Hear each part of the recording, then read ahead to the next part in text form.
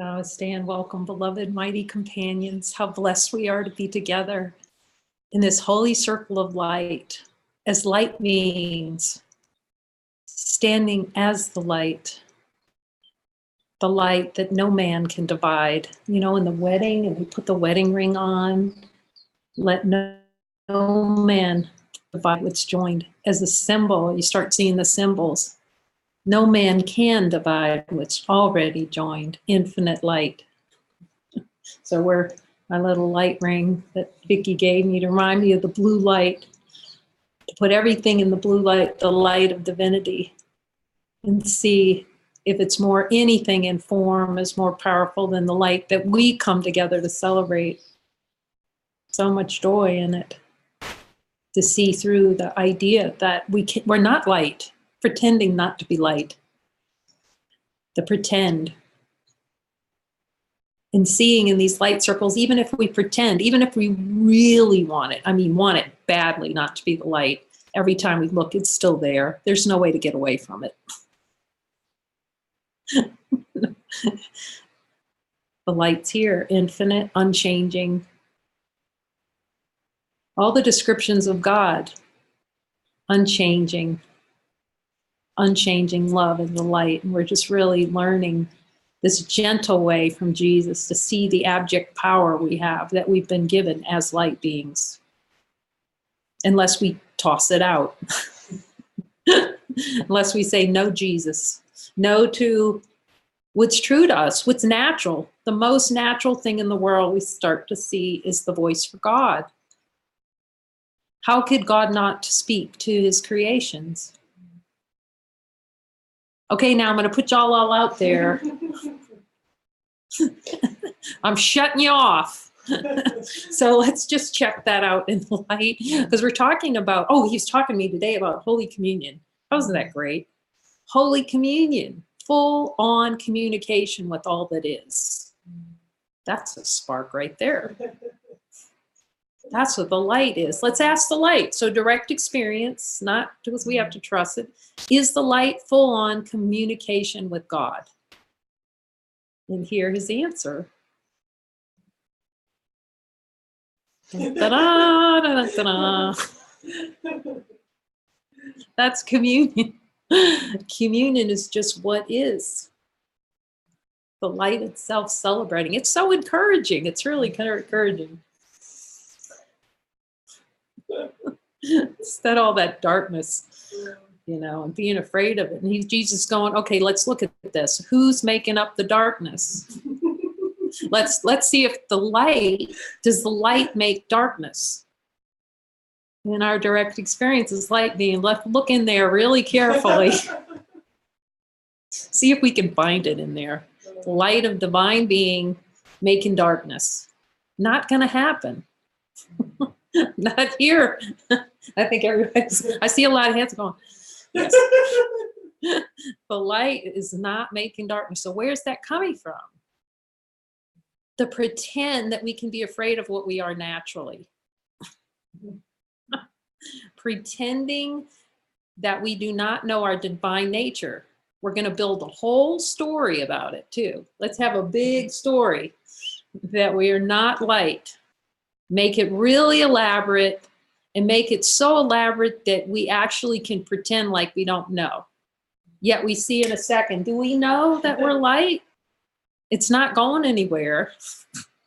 So then, thank goodness, we can come together and look with Jesus directly at how are we denying communication with God, with ourselves.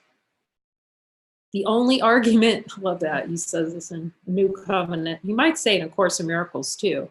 The only argument is with ourselves as one, the one arguing with itself, to have a play in consciousness as though an argument's possible. In the light of divine being, infinite love, is an argument possible? The light looking to duke it out with infinite light. Let's see, we're just going to make sure, because then we can really, Jesus is showing high contrast. Here's the contrast. Infinite light, always available, and hunting for a fight. hunting for a story in which there's a fight. Every movie is a fight. Everything is trying to, does the light try to save a body? Find salvation. Can salvation be found, if we look as the light perspective, can it be found in a body? And see for ourselves. In the light of divine being. Yet this is the story. Salvation through a body. Salvation saving a body. Prolonging life in a body. See this, we can see that trick of that delusion. That life is all that is the divine light that we're celebrating here. Infinite light, which we can all see, is that life in our direct experience. And listen, let Jesus tell us directly, thing. And point his finger. He's not pointing to anybody else. He's pointing, think. Who's he pointing to? Who's he talking to? Let's see. I think it's on chapter 11. We're going through, I think I mentioned, it's going to be a book now. We're going to get just PDF of all the chapters together. And we're going to share that. We're working on it together. It's been really beautiful. And in the audio book for the second part. And we just like, oh my gosh, how did these words ever get typed? I don't know, but they're so precious. And yeah, Jesus, they're so precious. We said, how many different ways can he tell us to look at the denials? And it's still amazing, right? And how many chapters? Every chapter, it's like a new way. All right, you've got to look at the denials of divinity. See that you're light. And then just look directly, boom. Where don't I want to see this light? Where am I saying no to the light? So that's what we're doing, these light circles. And tonight's looking at the denials is in chapter 9, which is sexuality. And we've done, I think we did we do sexuality? Janet might have done it. We've done that before. So we can just take another dive in there because there's so much body identification around sexuality that there are sexes actually. So again, we always starting with the light because we can. Does the light actually know what sexuality is? In our direct experience as light beings. Let's see if it can be found in divine light. Jesus says, what need does the divine light, let's see if in divine light, what need does the divine light have for sexuality to know itself? Is sexuality necessary to know divine light? And does it have age or sex or race limitations, the divine light? Have any body shape limit in the light of divine being? We just checking in, right? Because we spend so much time looking at all the differences and misusing the power that consciousness has, like hone in. It's a homing, it's a heat-seeking missile looking for a fight. So we're misusing creative power in consciousness to look for a fight with ourselves, actually. Ping, ping. Let me see another fight with myself. Let me find another reason why I'm not this light. But now we're ceasing to do that because we're going to look at, okay, where are the denials? And this is because so much body identification in it. So let's ask another question. So does the divine infinite light judge any kind of sexuality? Does it have a judgment of it in our direct experience?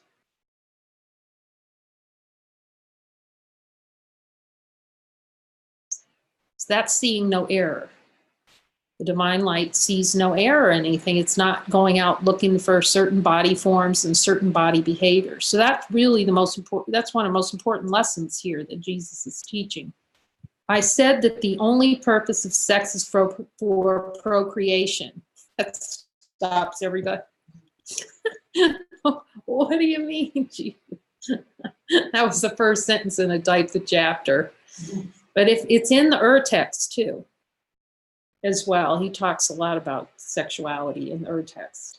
This was shared in depth with Helen and Bill and appeared in the urText. It feels helpful to clarify this point. So all we can do, first of all, is look at any kind of or tension that comes up over that one sentence. This is how he simplifies it, makes it so simple. The way that one sentence, I said the only purpose of sex is for procreation. And then look at that in the divine light, just that one sentence. Because that alone would instill, people would fight wars over that one. Because the whole society is all about sex. It's all about, you know. So, but we're just going to look in the light, in the honesty of God. So it's just like not on this page, it lives within us. We can see this lives. This is what the whole direct experience is for this book, is really the contemplation on each sentences with Jesus in our hearts. So he can tell us it's true. Just be open, willing to be open. And how that feels. I said the only purpose of sex is for procreation. We're at peace when we read that, then we're in our function. It feels helpful to clarify this point. First, I have no judgment and see no error in anything in form, as it doesn't exist. In the light of divine being, does anything, any form, meaning appearances of objects being formed, does that exist in our direct experience? As the light beings, infinite beings, can we find it? In truth, honesty of God.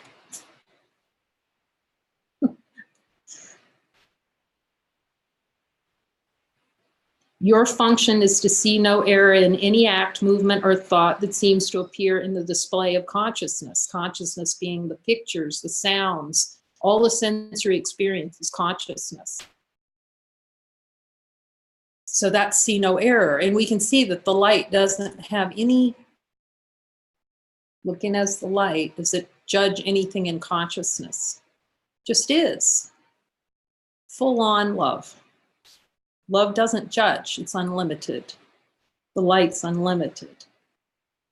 This includes all forms of expressions of sexuality. But notice how much judgment, quote unquote, appears in form about sexuality, quote unquote, around when, how, what, who is involved. Just kind of noticing that, because we're through that with Jesus. This is what it means to order no thought. So, yeah, Anya was asking about what is ordering no thought, and it's helpful to ask the light to explain in your heart what ordering thought means. In the light of divine being, does the light of divine being have any order of thought? Is any thought more important to another thought in divine being in our direct experience? How much value does the light place on thought? Does the light place any value on thoughts whatsoever?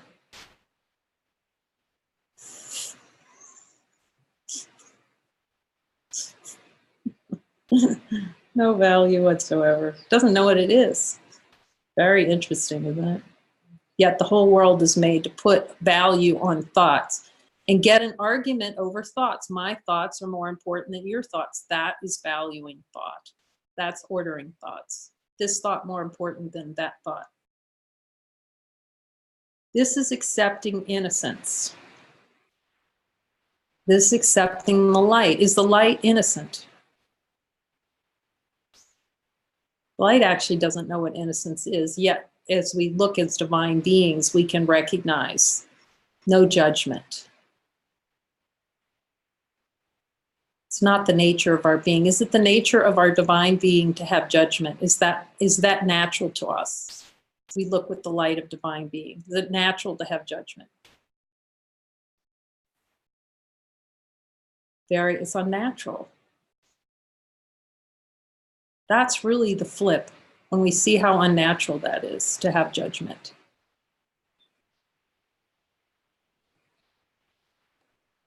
Love knows not right or wrong. I can only offer a means for you to quickly see past the world of form that you do believe in, to recognize the love that you already are by pointing to what you deny.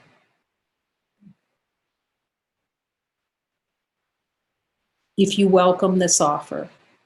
So I welcome, it's like the happiest thing every day to have Jesus show me where this infinite light, this infinite joy, supreme happiness. I love that. Supreme happiness. Like, why not take him at his word? That sounds good. Where am I denying myself supreme happiness? It is always your choice to either accept or deny divine nature. The course remains a required curriculum regardless of the time you take, just as he says in the course. He's just offering a means to save time. I have shared that sexual impulses are confused miracle pulses.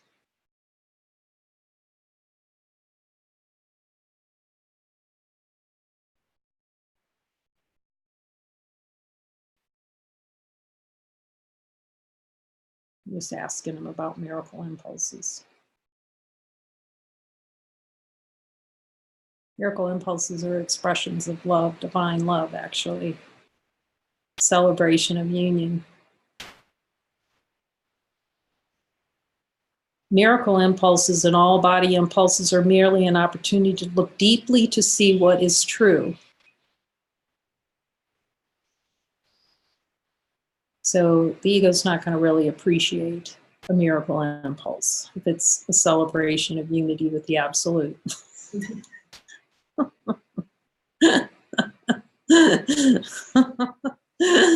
Therefore, it's going to try to go sideways.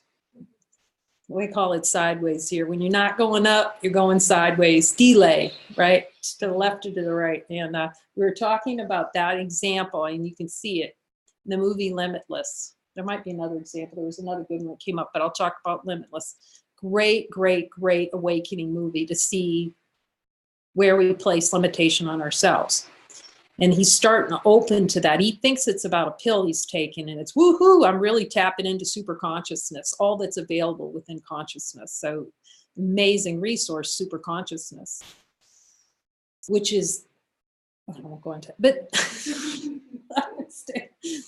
so, you know, as we open up to the truth of who we are, because we're just creating the whole universe. I mean, we can probably tap into more than we're tapping into now. Not in holy purpose, I would say that, in holy purpose in our function to serve the whole. But anyway, so he's starting to tap in that, and it's kind of personal. He's kind of using all the gifts that he's starting to see for himself. But anyway, and he's starting to expand. Well, it's sort of kind of, well, it's not sort of kind of, he runs into this woman and he goes sideways. He goes right into a sexual adventure.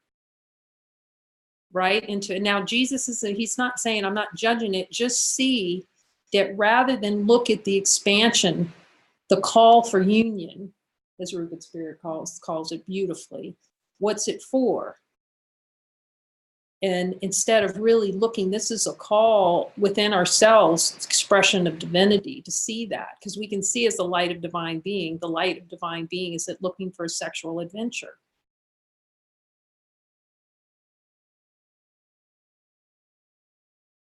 In our direct experience, it is supreme happiness.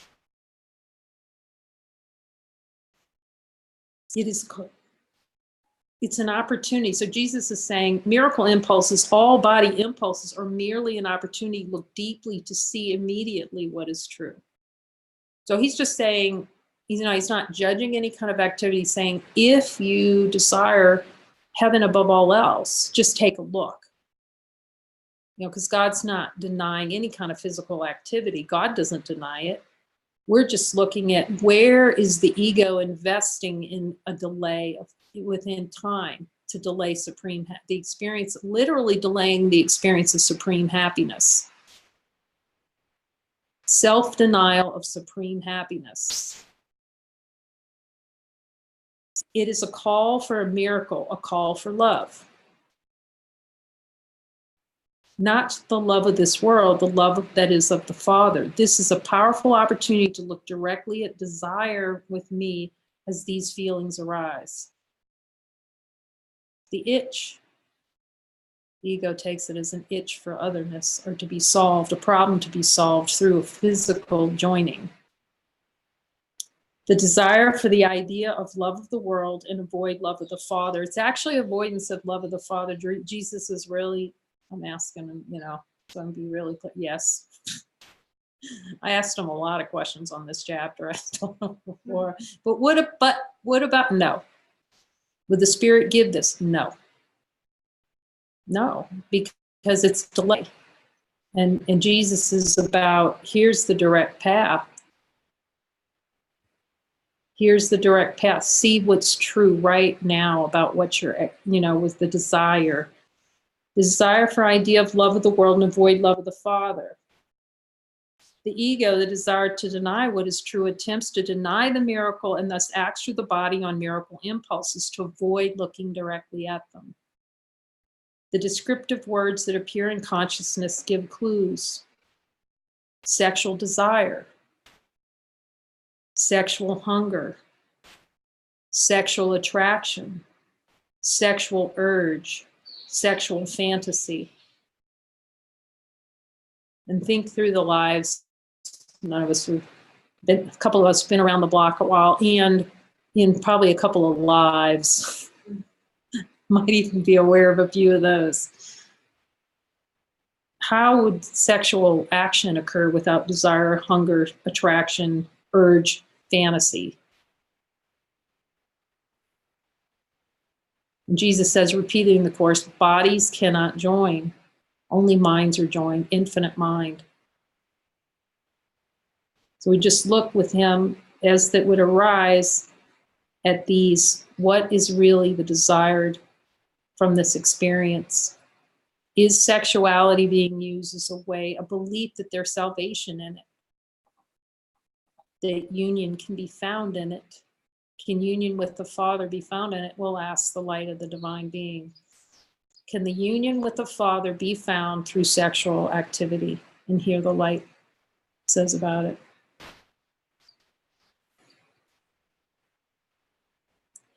A hunger and urge for what? These are all expressions of need. What need has the Son of God when all is given? The question is always, what is it for?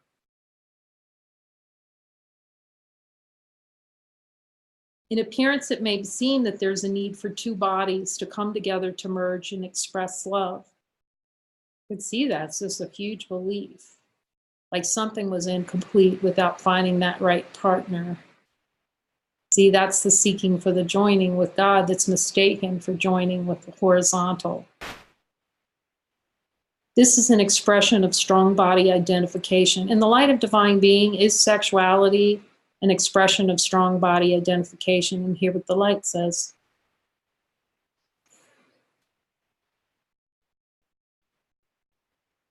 Yet what is this appearance and experience really? What is the true desire? Is it for the experience of love with the capital L, the big love, all-encompassing God love? And if so, how would two bodies coming together demonstrate that love exists when love is already here? As some have called it a celebration of love, ask the light. Is two bodies coming together and joining in a sexual, is that a demonstration of love? In the light of divine being, we just ask.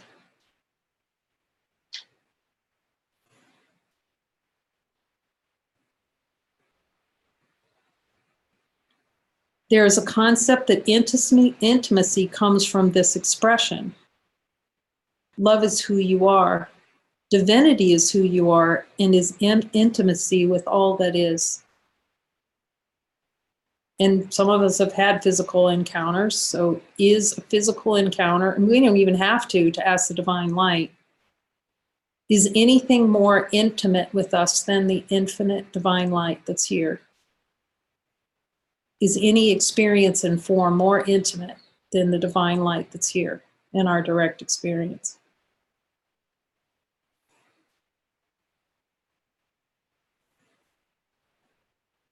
And hear the divine light's answer. God denies you nothing, including this form of expression. You are infinite love, regardless of how bodies move together. If I answer your call for speed to see what is true, how could guidance be given for an experience which attempts to prove that two bodies can recognize their oneness by acting together in this way? Bodies cannot join.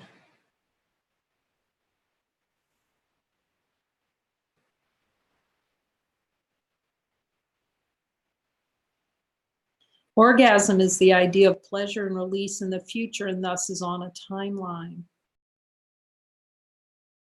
Is it possible to have a sexual experience without pleasure being involved?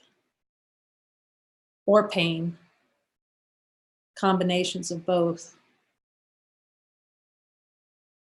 It is abject rage hidden on a timeline by seeming pleasure. Abject rage. Let's just ask the light there, because that's a pretty strong statement. Type that one out. In the light of divine being, in honesty of God, is the light that we are, because we're capable of looking when we're open to see, just hear it in our hearts. Is orgasm abject rage?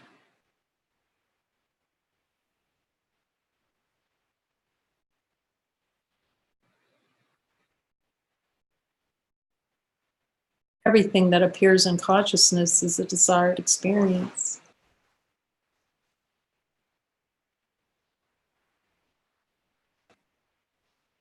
It is an attempt to make up for what you believe God has denied you.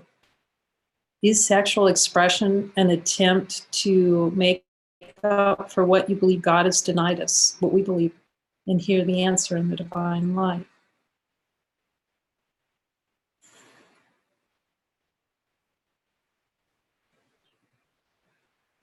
Does what you feel in this experience last, even if it's the most pleasurable, joyful expression, does it last? It is an expression of fear of not being enough and an underlying belief that salvation lies in this expression. That's why it feels so urgent sometimes, actually.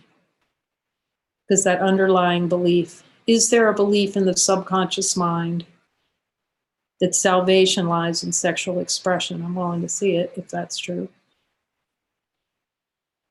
Is that a play within consciousness? We can ask the divine light. Is there a play in consciousness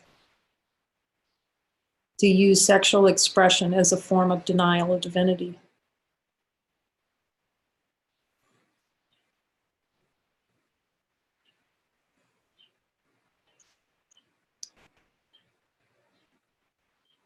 Denials of the desire for experience, when we deny that we are miscreating the experience.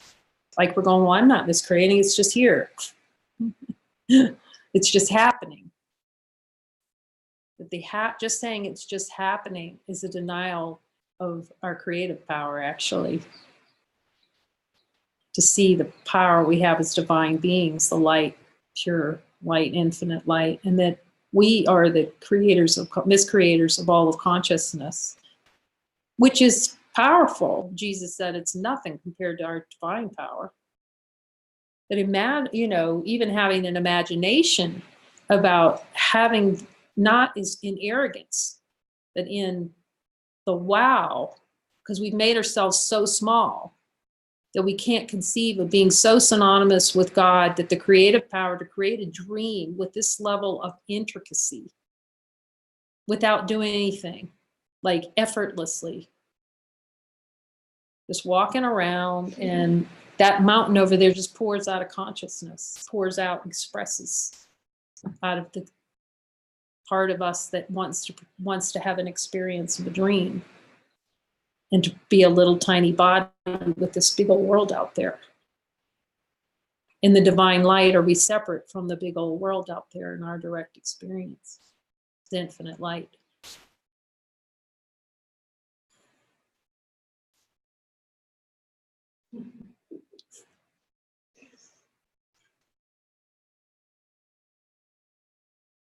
Denials of the desire for experience over recognition of divinity always leads to guilt. And when we're guilty, we want to project that out, and that's the anger. Yet we're attracted to that guilt. We're attracted to the guilty pleasures, which are really pain. That's why it's so helpful. Really, Jesus, you know how you get those little Jesus assignments to really look at the desire and attraction to guilt, wanting it. And really being present in the light of divine being with that itch for guilt, wanting guilt, desire for guilty experiences. Denials of desire for experience over recognition of divinity always lead to guilt. That's why it's so important to follow the Holy Spirit, because when we don't, we will feel guilty. Because it's not our natural to us. The natural thing is to follow the divine light, because we are light. We can ask the light this and see direct experience. In the light of divine being is the most natural thing and the happiest thing to follow the Holy Spirit.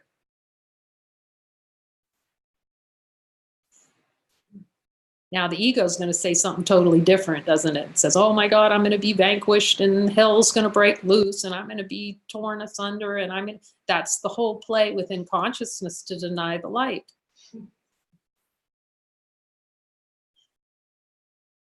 So we can ask the light and see, is the light afraid of following the Holy Spirit? It's like, what you talking? It doesn't even know anything about that. It doesn't know anything about not following the Holy Spirit. It is the Holy Spirit. It's not good. Joining is of the mind, and the fastest means is to look closely and directly with me at what the desire. I mean, Jesus is really, that's for me. I can see it. You know, he's go, I'm here to help you.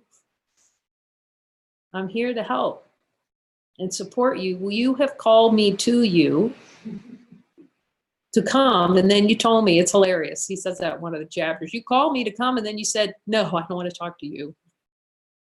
We're calling ourselves out of this dream. We're powerful enough to do it too. That's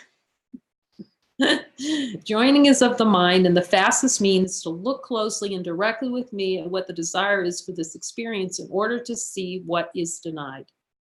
It is a desire to experience seemingly through another body or through something happening.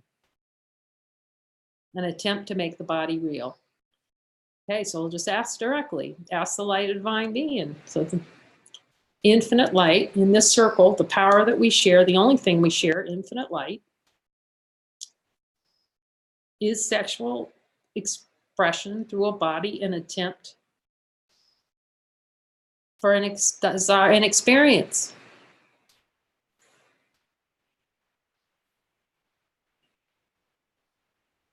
To make the body real and hear the divine light's answer.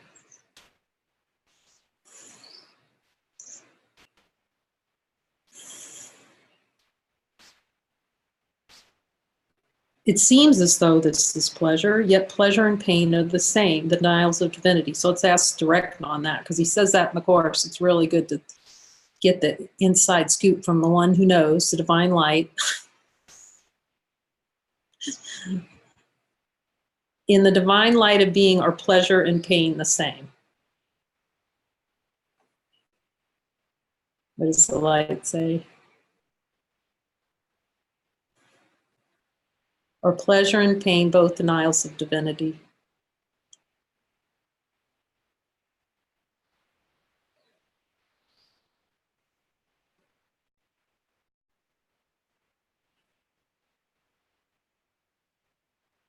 If you read this in perfect peace, then all the blessings are accepted. See, we can only get upset about anything if we want to defend against it. If we want to deny divinity, then we'll feel a lot of kerfuffling. That can't be true, Jesus. No, what are you talking about? What do you mean no sex? I had a lot.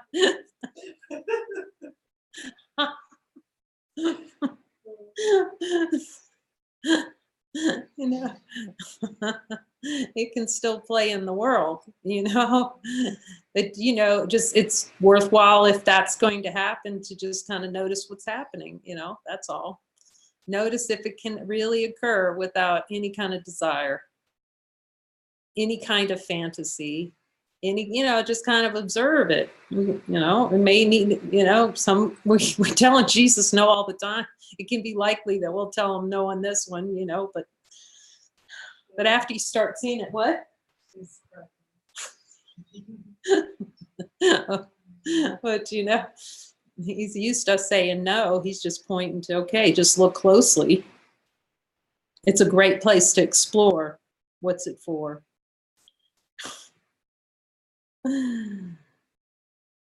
If you feel some loss or sense of lack in reading this text, something taken away, not sex, Jesus, anything but that. No, no, no.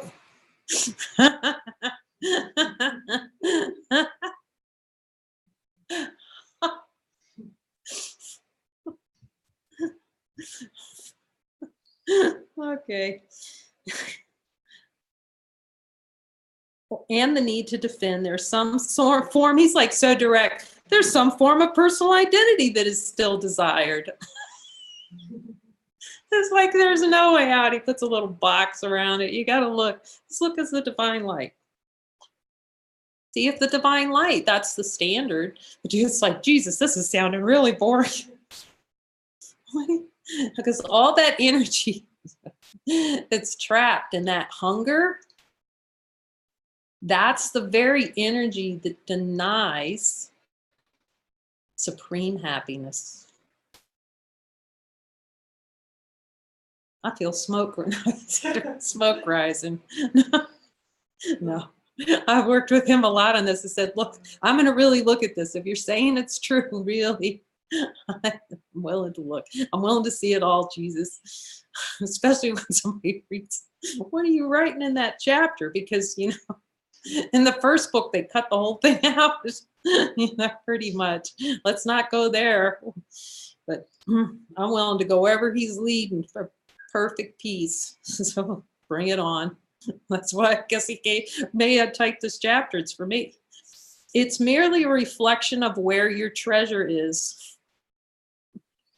For any seeming movement of the body, you have only to ask me, is this in service to the will of God? The ego's not going to want to do that. It wants to do anything but the will of God.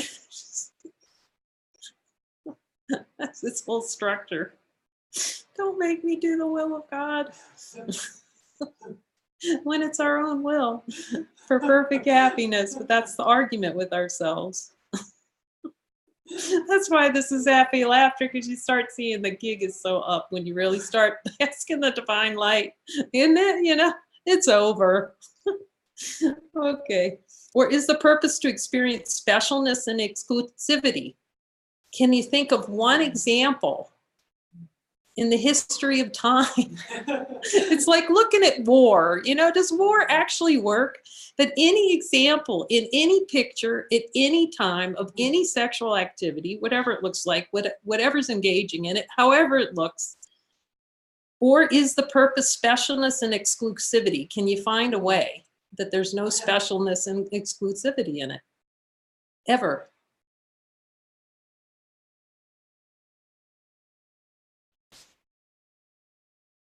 Is this choice in alignment with my desire to experience all that I'm given, perfect happiness as I am now? In the answer, you will find the splendor of heaven is always yours. So we can ask in the divine light, is this experience within an experience with consciousness, self-generated, to delay the recognition of divinity? And hear the answer. In divine being, divine light.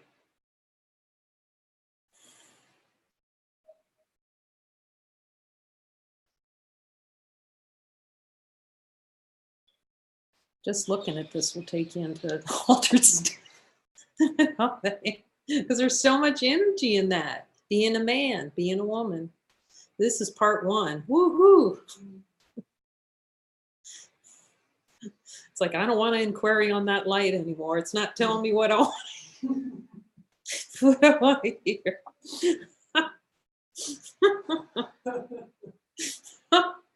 Oh, but you see, it's the gateway to infinite, unchanging peace of mind and love. Not to be sucked into the delusion of what we made in consciousness, to play the game of Avatar, another great, great movie to watch. Play the game of a body, to say no to have an experience of being dead and buried. We're transcending these things and willing to look. Just willing to look and just take the test to the contrast. That's all. Ever so gently, and see where our treasure truly lies in the light of divine being.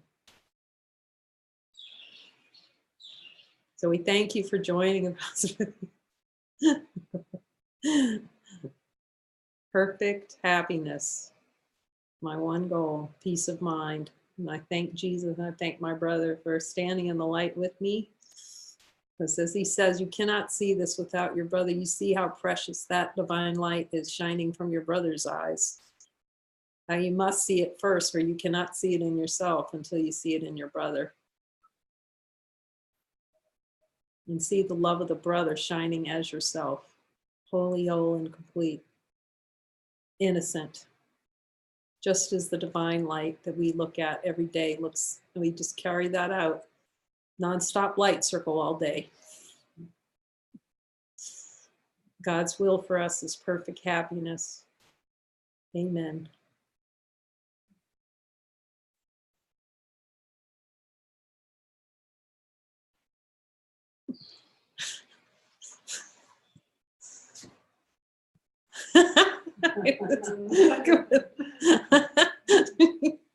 I love you, Jan. Love seeing you guys.